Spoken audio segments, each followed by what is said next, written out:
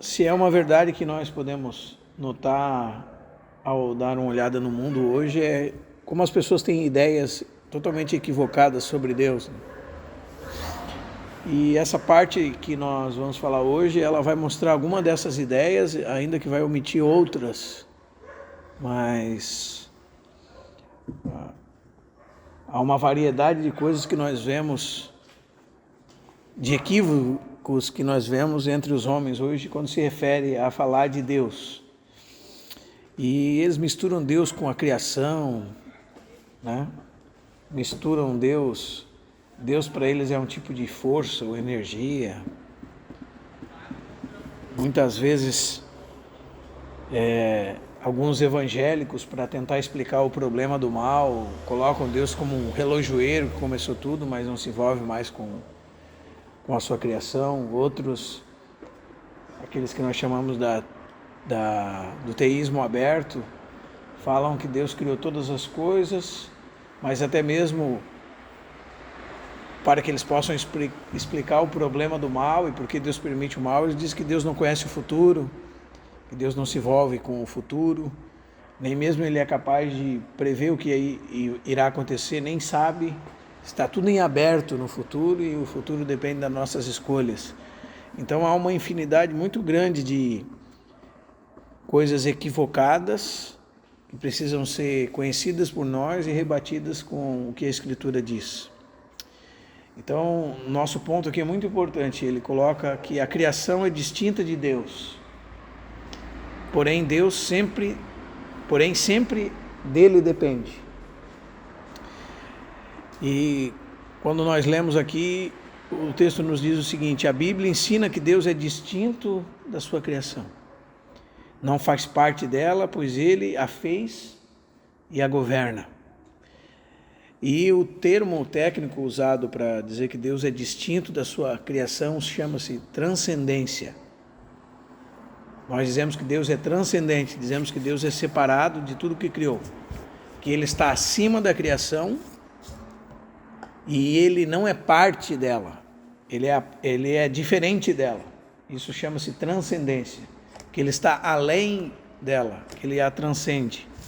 Mas, ao mesmo tempo, nós temos outra palavra para descrever essa provisão, esse relacionamento que Deus tem com aquilo que Ele criou. Chama-se imanência. E esse termo significa permanecer dentro, ou permanecer envolvido. Então, Deus não é uma divindade desinteressada e abstrata. Ele está envolvido com aquilo que fez. E essa é exatamente a história do que a Bíblia diz, irmãos. A Bíblia nos mostra que esse Deus que criou todas as coisas, que existia antes de que todas as coisas fossem criadas, Ele decidiu, por sua soberania, ter um relacionamento com a sua criação. Então, por toda a Bíblia, nós vamos ver uma história de Deus se relacionando com um homem e com a sua criação. E isso muito mais, não só com a criação das coisas inanimadas, como o mar, o céu e todas as coisas, mas ainda e acima disso com o homem.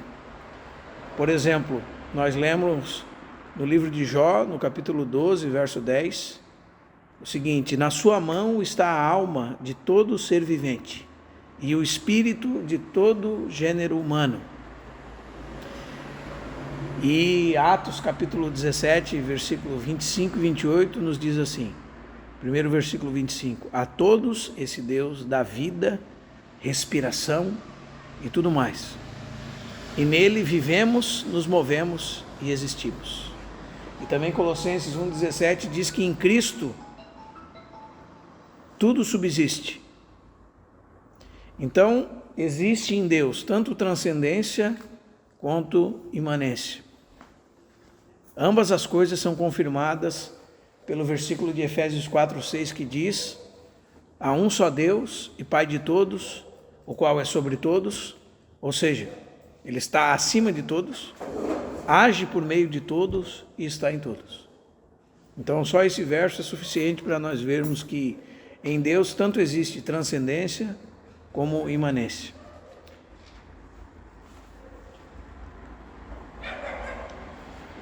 O fato de ser a criação distinta de Deus, porém, sempre dependente dele, de estar bem Deus acima de toda a sua criação e nela envolvida, pode ser representado pela figura de número 15 ali no nosso livro. A primeira figura. Essa figura demonstra que Deus é distinto de tudo que fez, porém tudo que existe depende dele. Ele é ao mesmo tempo transcendente e imanente. Amém? E a primeira coisa que o nosso autor aqui vai rebater, irmãos, chama-se materialismo. O que é essa filosofia do materialismo? É a filosofia que entende que só o que você pode tocar, só o que pode ser, que é real, visto pelos seus olhos, é o que existe. Nada mais existe além disso. Não existe nada que não possa ser identificado. Esse é o materialismo. A filosofia mais comum entre os descrentes hoje é esta. E nega absolutamente a existência de Deus. Porque Deus é um ser que é espírito, é transcendente, não pode ser visto nem tocado. Então, se ele não pode ser visto nem tocado, o materialismo é obrigado a dizer que Deus não existe. Mas é interessante, hoje eu ouvi alguma coisa sobre isso. Porque a pessoa dizia o seguinte, que o materialismo é uma mentira tão grande que você observar uma coisa não significa que você de fato está envolvido com ela por completo. Por exemplo, você vê um urso, mas você pode dizer assim, ele é marrom, ele é peludo, ele tem 2 olhos, etc. Mas com o que você está percebendo esse urso? E por onde está passando esse tipo de informação para você? Tudo isso é invisível. O pensamento, o discernimento, a capacidade de observar o urso e que o seu cérebro está recebendo essa informação, tudo isso é uma coisa que você não pode tocar. É um meio pelo qual você usa para ver o urso e dizer que você é materialista, não, eu só acredito no que eu posso tocar, mas todo esse tipo de informação que é levada pelo seu cérebro, através do seu globo ocular, tudo isso é imaterial, invisível. O pensamento é invisível. Então, por si só, essa teoria, até mesmo filosoficamente falando, cai por terra, né? E hoje, irmãos, infelizmente, nós temos muitos cristãos que nós podemos dizer que são materialistas práticos, porque nas suas atividades de vida, eles não são diferentes. E se Deus fosse tirado de cena, tirado da vida deles, nada mudaria. Eles estão preocupados somente com aquilo que foi criado, com as coisas ao seu redor. Eles não estão ocupados com Deus. Então, infelizmente, e nós temos exemplificado o materialismo nessa figura número 15.2. De vocês aí é 7.2. Que tudo que existe é o que existe, vamos dizer assim. Nada que não se pode ver é existente. Então, é complicado, né? Eles deviam de ser como animais irracionais. Porque até mesmo o fato de você prometer alguma coisa que você vai fazer amanhã, não, eu estou te devendo, mas amanhã vou te pagar, você está baseado numa coisa que não existe, numa coisa invisível que ainda não aconteceu. Então, se desconstrói o materialismo na própria filosofia normal, né? Imagina com a palavra de Deus. E o que eu quero dizer é o seguinte, irmãos, que pode-se desconstruir essa teoria até mesmo olhando para a nossa vida comum, né? Se só o que existe é real, então os nossos pensamentos não podem ser palpados, então não existem. A segunda coisa que o nosso autor aqui vai tocar, e que é uma das coisas que vai contra o que a palavra de Deus diz, é o panteísmo. O panteísmo é a ideia de que tudo é Deus, todo o universo é Deus. E você vai ouvir isso muito nos nossos dias. Deus está em todas as coisas. Deus está no pensamento da criança, Deus está na árvore, Deus está no sol. E às vezes você ouve isso, parece bonito, né? Parece interessante de se ouvir. Mas a ideia é que essas coisas por si só são Deus. O panteísmo nega vários aspectos essenciais do caráter de Deus. Se todo o universo é Deus, então Deus não tem personalidade distinta. Isso é uma coisa importante. Se tudo é Deus, onde está a personalidade de Deus? Deus já não é imutável, pois quando o universo muda, se tudo é Deus, Deus também muda. Não é? Além disso, Deus já não é santo, pois o mal está no universo. Então, o mal faz parte de Deus. Veja como isso é importante, que nós pensemos sobre isso. Outra dificuldade, em última análise, é, por exemplo, o budismo e outras religiões acabam negando a importância da personalidade humana. Como tudo é Deus, a meta da pessoa, segundo o budismo e outras religiões orientais, é o quê? Fundir-se com o resto do universo. Fundir-se com a divindade. Né? Então, acontece que se Deus não tem uma personalidade individual distinta, então logo nós não valorizamos o indivíduo como indivíduo e sua distinção entre os outros seres. Porque se tudo é Deus e Deus está em tudo, o propósito da vida é nós nos desmancharmos nesse universo que é divino. Né? Então assim nós perdemos. O panteísmo destrói não só a identidade pessoal de Deus, mas também, em última análise, a identidade pessoal dos seres humanos. Então nós vemos, por exemplo, o materialismo é algo contra a Deus e contra a visão bíblica de Deus. E nós podemos ser materialistas práticos. Por exemplo, quando um cristão ele só se ocupa com as coisas que são visíveis, ele não se ocupa em ler a palavra de Deus, ter um relacionamento com Deus, tocar a Deus, ser mudado por Deus, e não se ocupa com isso que é invisível, mas real. Quando eu falo invisível, não é real. Então ele está ocupado só com as coisas do mundo, então ele é um materialista prático. Tá? E também há muitos cristãos, entre aspas, hoje, irmãos, que entram nessa segunda coisa. Tá? Nessas questões de pensamento positivo, e Deus está no sorriso da criança, como eu disse, na boa ação que você faz com alguém. Isso é muito espírita, né? E é muito também das religiões orientais, que tudo é Deus e você vai ser fundido ao universo cada vez mais e unido a Ele. Então isso está por trás de muita coisa que a gente vê hoje. E há uma terceira coisa que o nosso autor toca aqui, que é o dualismo. E o dualismo é a ideia de que Deus e o universo material existem lado a lado. Assim existem duas forças supremas no universo, Deus e a matéria. Como nós podemos representar na nossa próxima figura. Deus e o universo. Então, o problema do dualismo é que ele sugere um conflito eterno entre Deus e os aspectos negativos do universo. Irá Deus triunfar do mal no universo? E nós conhecemos, por exemplo, uma série de filmes que nós gostamos de ver, que é o Guerra nas Estrelas, por exemplo. Aí você vai ver que há um dualismo nessa série. Né? Há o lado bom e o lado mal da força. Não é assim? Essa série postula que há uma força universal e essa força tem um lado bom e um lado mau. E daí também vem toda a nova era, o yin yang, nem todo bem é só bem, há mal no bem, nem todo mal é de todo mal, há bondade no mal.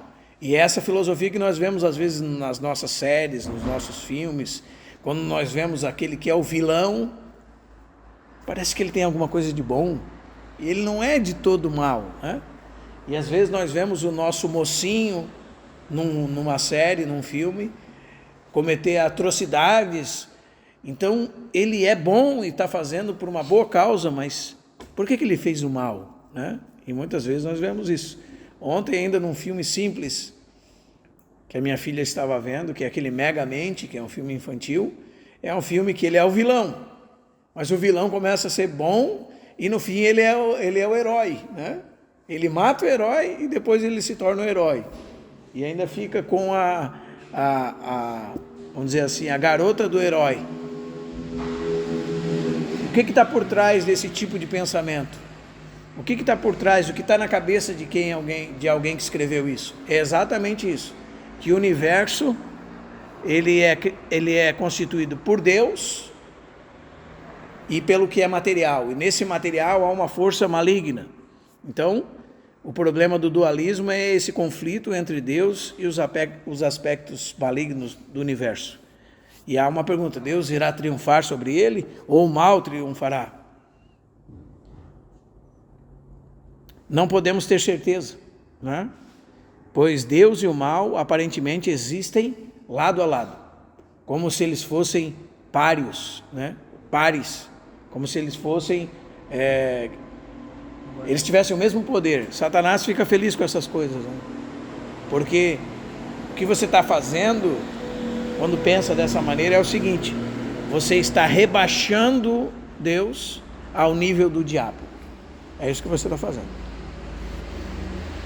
Você está pegando Deus, que está acima de tudo isso, acima do bem e do mal, e rebaixando ele a algum nível de bondade, enquanto em sua contraposição está o diabo e a maldade. Infelizmente, por exemplo, a visão cristã, então nós vamos ver que vai diferir desse ponto de vista do deísmo. O deísmo é essa ideia que Deus está envolvido diretamente na criação. E vamos ver aqui, mas nega que Deus esteja atualmente envolvido no mundo, eliminando assim a possibilidade da imanência divina na ordem criada. Antes Deus, aliás, perdão, irmãos, eu perdi aqui eu ainda estou no dualismo, né? Então eu vou ler uma parte aqui para os irmãos agora. Aí não existe um conceito de um Deus santo e transcendente, que governa sobre tudo e que certamente triunfará, no dualismo. Quando os não cristãos de hoje passam a se dar conta de que existe um aspecto espiritual no universo, eles se tornam dualistas. Ou seja, o camarada não é materialista, ele não ignora totalmente a existência de Deus, ou ele não é panteísta, que diz que Deus está em todas as coisas, então ele reconhece que existe alguma natureza espiritual no universo, mas ele nega que essa natureza é o Deus que criou todas as coisas. Onde ele vai cair? Ele vai cair em um misticismo que diz que existe sim um aspecto espiritual no universo, e ele é reconhecido por esses homens, mas esse aspecto espiritual nesse aspecto espiritual existe algo de bom e algo de ruim. E esse algo bom e ruim, muitas vezes esse bom tem algo de ruim e o mal tem algo de bom. Então esse é um dualismo. E esse dualismo é o que a nova era, por exemplo, prega, né? É claro que Satanás vai ficar feliz com isso, né? Porque nós vamos pegar Deus e vamos equivaler a ele. Então ele vai ficar contente com isso. Então nós já vimos, materialismo, o que mais? Panteísmo, o que mais? Dualismo. E em quarto lugar, nosso autor toca numa coisa que eu pulei aqui, e voltando para ela, pulei não, né? Eu me antecipei a ela e agora a gente repete, que é a visão chamada deísmo. O que é o deísmo? O deísmo é o seguinte: eles defendem sim que Deus é transcendente e que Deus criou o universo, que é bem maior que o universo. Ou seja, Deus é transcendente, separado do que criou, e que eles dizem que Deus criou as coisas, mas o que eles negam? Eles negam que Deus esteja atuando no mundo, ou seja, eles negam a participação de Deus no universo. E eles eliminam a imanência divina na ordem criada. Ou seja, Deus é colocado como um relojoeiro que, quando começou o mundo, quando criou todas as coisas, deu corda, colocou algumas regras, né? E essa corda agora funciona sozinha, o relógio está rodando e Deus não se envolve com nada disso. Então, ainda que o deísmo afirme que Deus é transcendente, ele nega toda a história bíblica. Porque na história bíblica nós temos o quê? Deus intervindo sempre na história humana, sempre. Deus intervindo na criação. Por isso que nós falamos domingo ainda, Deus não está à parte da sua criação. Quando nós vemos as coisas sendo abaladas, as pessoas, irmãos, nós ouvimos isso talvez quase todos os dias em algum meio de comunicação, essa frase: a natureza fez isso, né? Os homens têm se levantado contra a natureza e a natureza tem respondido a eles, né? Como se a natureza fosse um ente com personalidade. Marcelo, só uma dúvida. O dualismo é uma linha teológica parecida com o deísmo? Ou o universo tem origem por si só? O dualismo ele vai ter muitas vertentes, mas ele não é uma linha como o deísmo. Por quê? Diferente de o deísmo, ele crê que Deus existe. Ele não, o dualismo já pensa que Deus é algum tipo de força espiritual boa. Então, no deísmo tu tem uma personalidade em Deus, né? No dualismo não. No dualismo Deus é a energia positiva, o lado bom da força. O dualismo é a luta entre o bem e o mal. Então nega uma autenticidade divina, assim. Vai negar, ele vai acreditar que existe algo espiritual, ele não é materialista. Ele acredita que existe o espiritual, mas não que esse espiritual é um ente com personalidade, que é criador de todas as coisas e que sustenta todas as coisas. Já o deísmo, onde está a falha do deísmo? Ele acredita que Deus existe, ele acredita que Deus criou todas as coisas, mas Deus não se envolve com nada. Entendeu? Deus não está envolvido, Deus não está interessado em nada disso. Então, o que esse último ponto nega? O deísmo nega. Ele nega toda a história bíblica e nega a imanência de Deus, que Deus está envolvido com a sua criação. Tudo isso é negado pelo deísmo. Aliás, nós podemos dizer em outras palavras que o deísmo vai negar o quê? A providência divina. Deus não só criou todas as coisas, Deus sustenta todas as coisas. Todas as coisas são sustentadas por Ele. Até mesmo a nossa respiração. E eu falei no começo, não está no nosso livro, mas existe uma coisa que há um proeminente teólogo no Brasil que se chama teísmo aberto. O teísmo aberto tem cara de cristianismo. As pessoas que acreditam nele, elas não negam a existência de Deus, não negam o ser de Deus, não negam que Deus criou todas as coisas, não negam que Deus se relaciona com as coisas, não negam nada disso. O teísmo aberto é até chamado de teologia relacional. O que eles negam? Eles negam que Deus sabe o futuro, eles negam que Deus pode mudar o futuro, eles dizem que o futuro está em aberto e que nem mesmo Deus conhece o futuro. Por que eles fazem isso? Porque, principalmente no Brasil, um homem chamado Ricardo Goldin. Por que ele faz isso? Ele faz isso porque ele diz: como é que eu vou falar que Deus sabia que essa menina de 22 anos ia ter uma embolia pulmonar e morreria?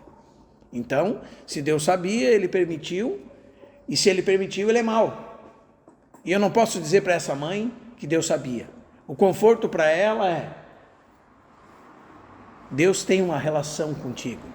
Deus se envolve com as tuas mazelas, tuas dificuldades. Ele está sofrendo contigo. Ele também foi pego de surpresa. Né? Essa é a ideia que o teísmo aberto quer trazer com uma maquiagem de coisa boa. Mas imagine Você está num universo que amanhã nem você nem Deus sabe o que vai acontecer. Que caos, né, irmãos? Então, simplesmente o teísmo aberto vai negar o quê? A soberania divina.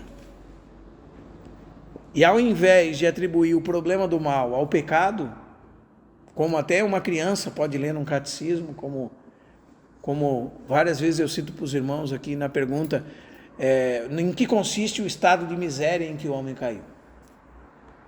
E a resposta é, consiste que o homem perdeu comunhão com Deus,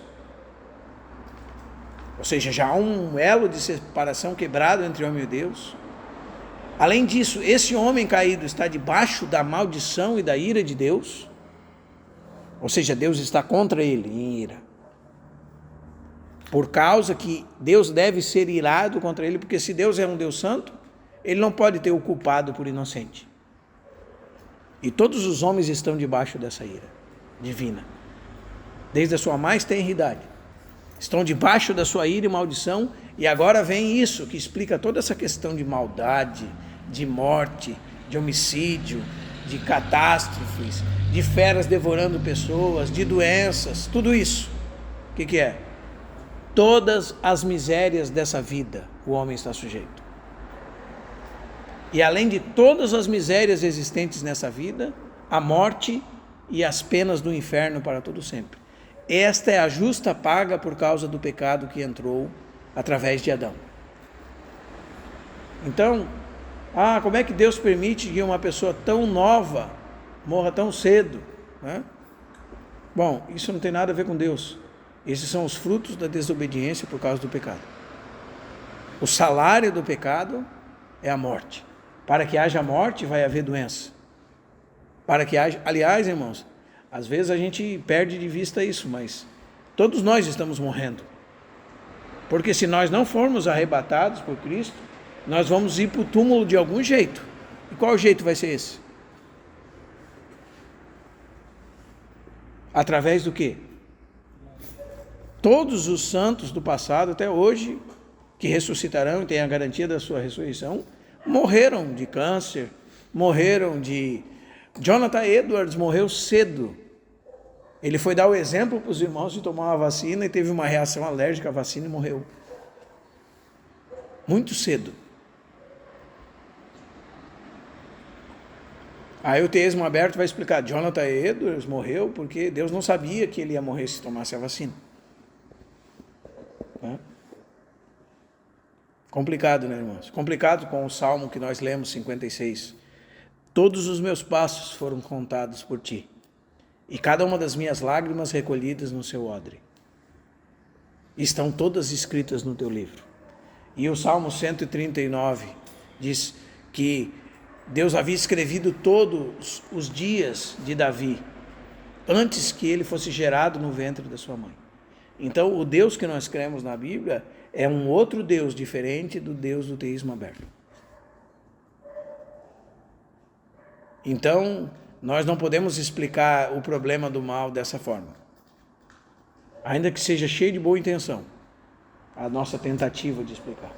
Ainda que seja até mesmo, vamos dizer assim, com todo respeito, para livrar a cara de Deus, como eles dizem que estão buscando fazer. Porque a acusação aos que creem na soberania de Deus, porque toda a Bíblia vai falar da soberania de Deus. Por exemplo, nós estamos estudando o livro de Ageu, e houve seca sobre eles, houve fome, o orvalho não caiu, a chuva não veio, a terra não deu seus frutos, os animais não vingaram, os homens não tiveram filhos, né?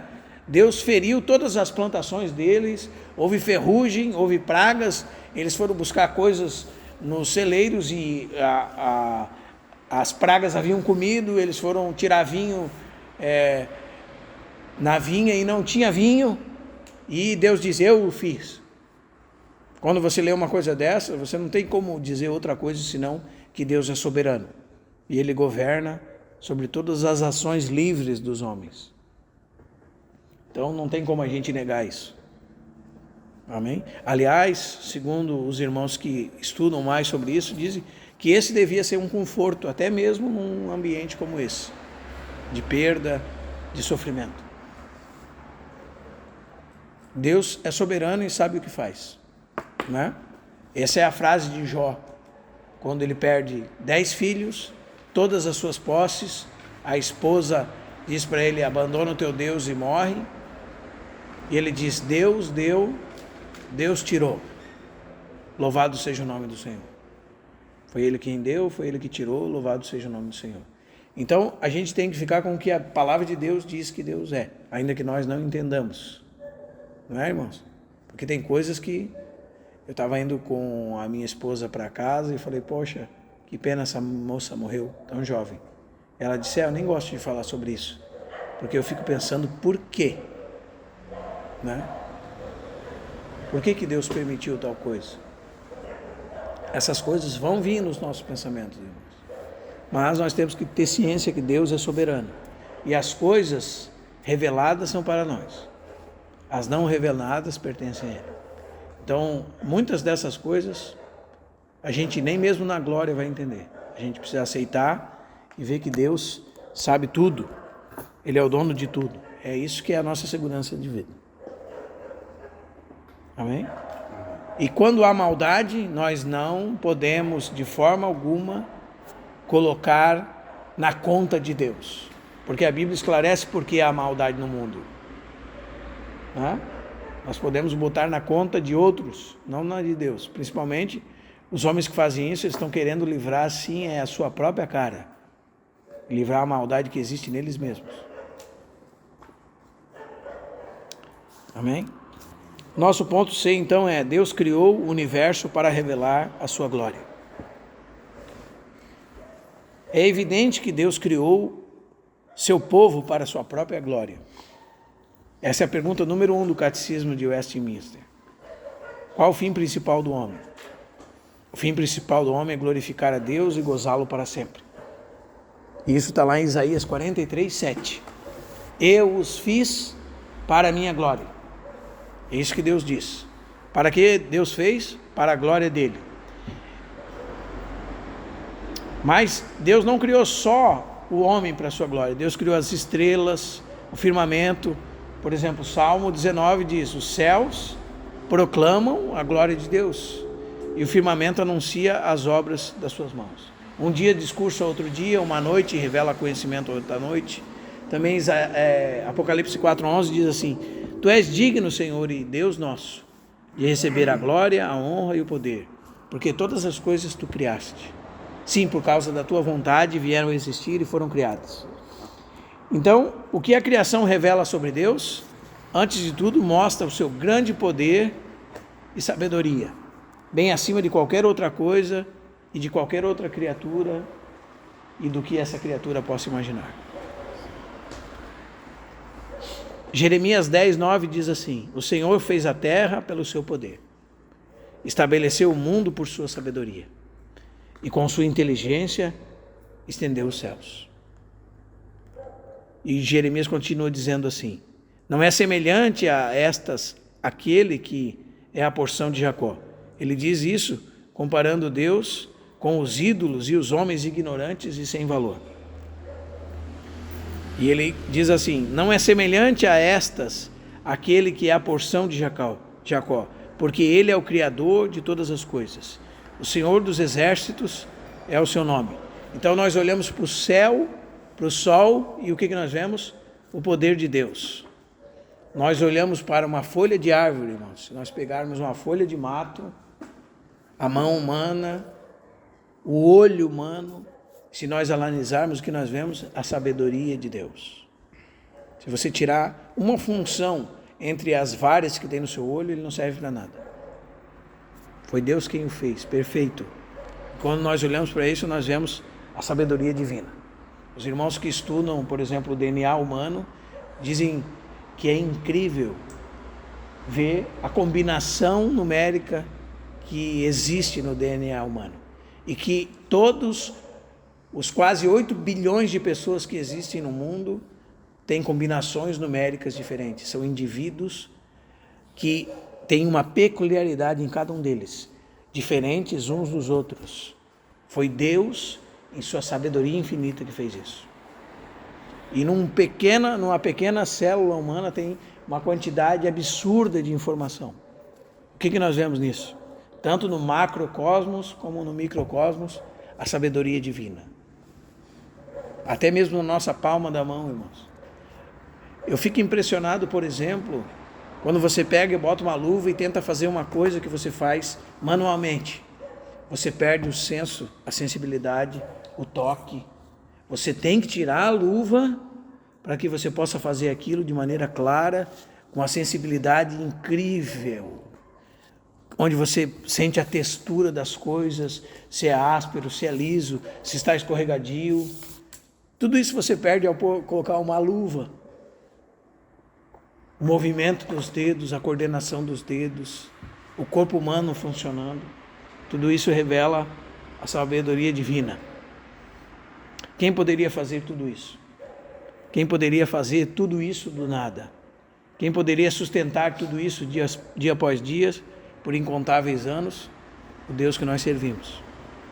É um poder infinito, uma capacidade ilimitada, que está além da nossa compreensão. Quando medimos isso, o que nós fazemos? Rendemos glória a Deus. Amém? Foi para isso que Deus nos criou. Então, quando nós afirmamos que o universo foi criado para revelar a glória de Deus, nós afirmamos, em primeiro lugar, que Deus não precisava fazer nada. Porque nós podemos pensar assim, que nós somos tão importantes e Deus precisava tanto de nós, que Deus nos criou. Porque Ele não seria Deus sem nós. Ele não seria completo sem nós, Ele precisava de nós. Nós somos a oitava maravilha do mundo. Deus, se não fosse nós, da onde vem esse tipo de pensamento, irmãos? Um pensamento que imagina que Deus precisa de alguma coisa ou de alguém. E nós vimos que Deus, uma das características de Deus, é que Ele é autoexistente. Chama-se aceidade. Os irmãos lembram? Significa que a existência dele não necessita de nada. Ele não precisa de você para ser mais feliz. Ele não precisa de você e de mim para ter mais glória. Não precisa de nada, de ninguém. Ele não é servido por mãos humanas. Ele não precisa de nada. Nós precisamos dele para tudo. Então, por que ele nos fez?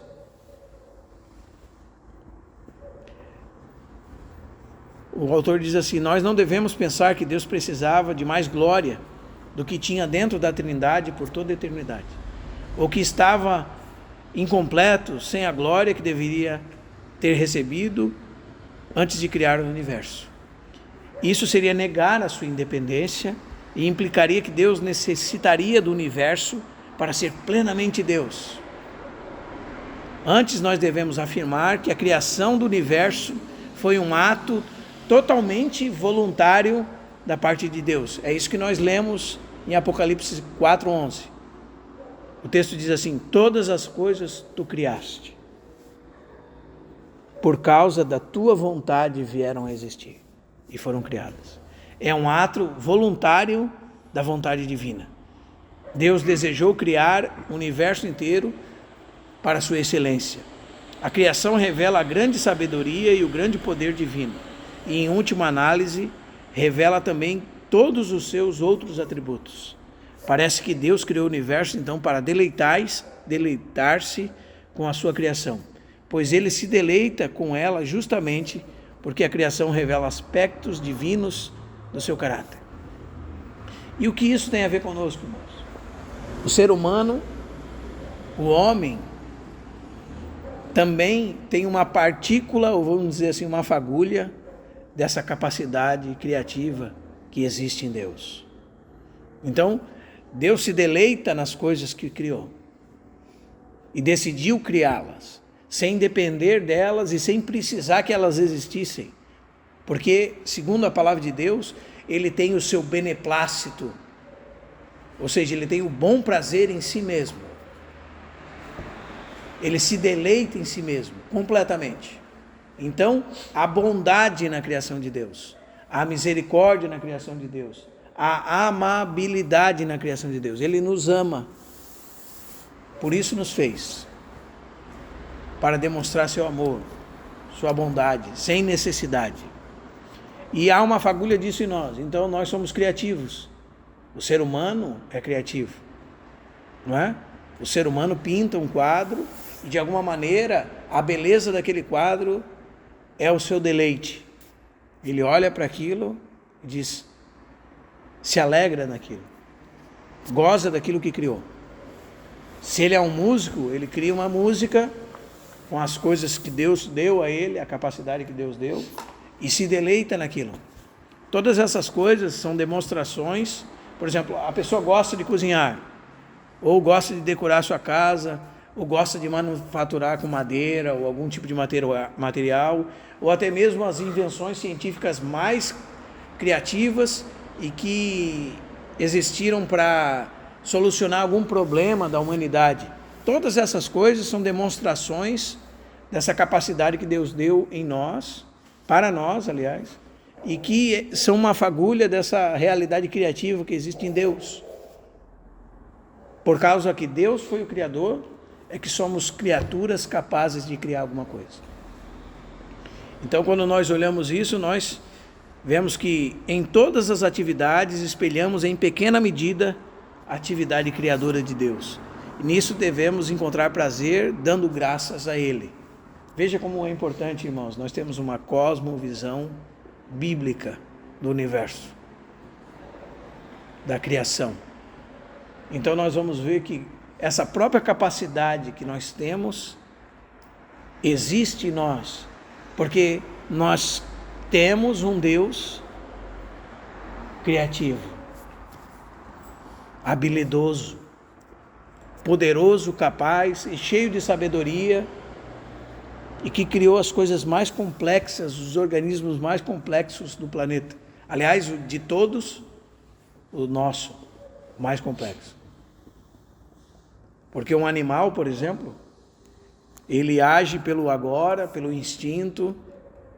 Nós não. Nós temos a capacidade de olhar as coisas, refletir, avaliar, considerar. Todas essas coisas, elas são a demonstração desse Deus criativo e da criatividade que Ele tem e que foi posta no homem no momento em que o homem foi criado. Mas, irmão, mas tem gente que cria coisa para o mal, né? Tem. Por quê? Por que cria para o mal? Por causa que o pecado permeou toda a natureza humana. Então agora o homem, que era para ser o inventor de coisas para a glória de Deus, é o inventor de males. Né? Então ele inventou a pornografia, ele inventou um instrumento para matar o seu semelhante, ele inventou uma bomba, ele inventou uma maneira de roubar um carro. Por trás disso está o quê? Criatividade. Mas agora, o que essa criatividade, o que tem nessa criatividade? A mão do pecado.